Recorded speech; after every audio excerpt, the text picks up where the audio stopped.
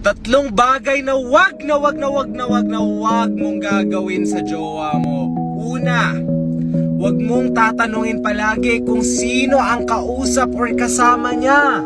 Nakakairita yun, hindi nakakatuwa yun, nakakasakal, at ayaw namin ng pangalawang magulang. At pangalawa naman, hindi mo kailangan every minute tanungin kung nasaan siya. Nasaan ka na ba? Nasaan ka? Diyos ko, hayaan mo. Diyos, sasabihin yan sa'yo kung gusto niyang malaman mo.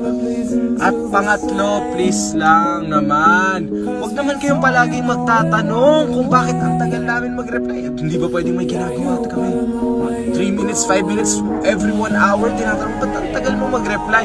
Hindi ba pwedeng natutulog, naglalaro, naglalaba o kung ano man? Ayaw namin ng pangalawang magulang, gusto lang namin ng jowa.